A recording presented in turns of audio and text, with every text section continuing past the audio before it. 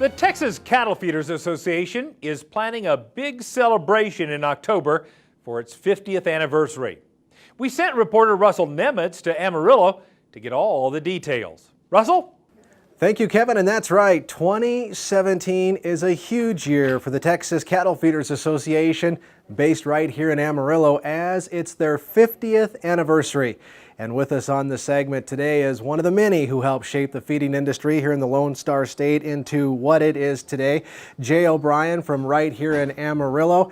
And Jay, let's talk about the Texas Cattle Feeders Association celebrating their 50th anniversary this year.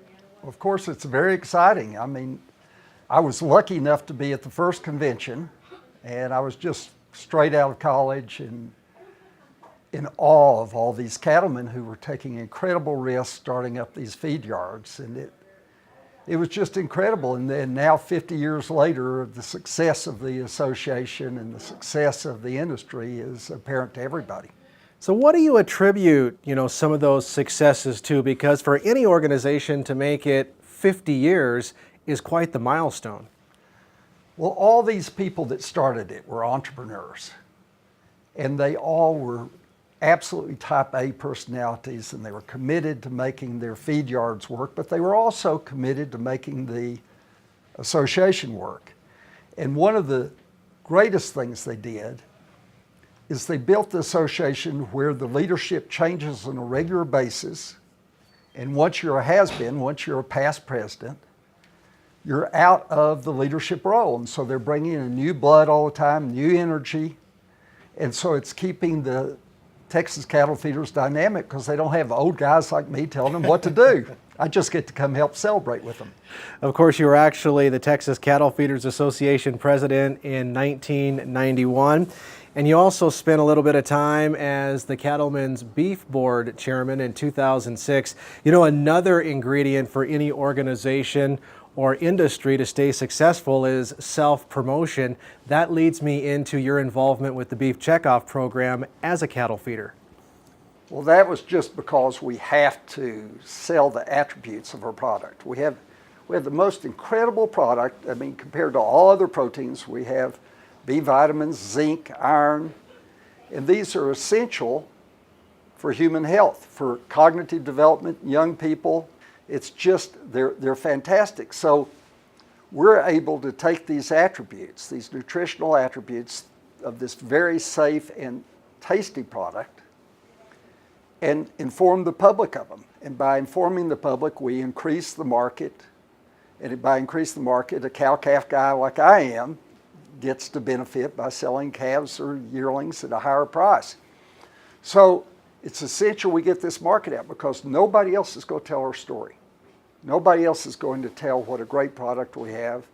Nobody else is going to tell what responsible stewards we are for our cattle, how we take care of the land.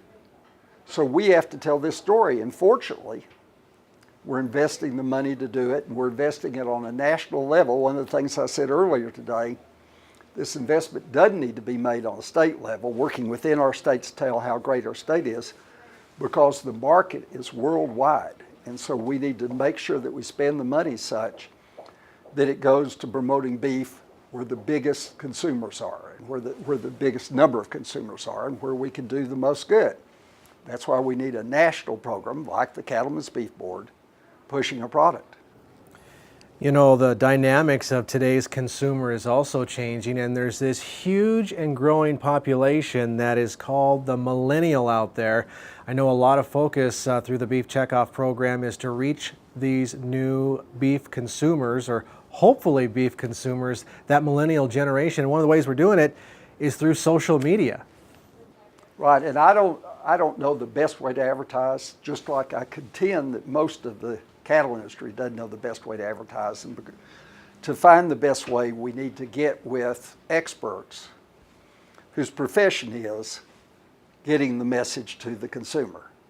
And so whether it's social media or old-fashioned TV or magazines or directed advertisement with a particular message, like I talked earlier about the mothers, and we need to tell them that they need to be eating beef, expectant mothers.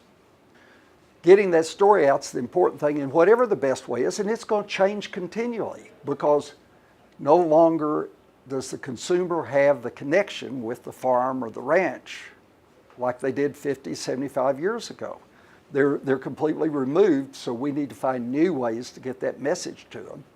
And that's why a national promotion program is the way to go.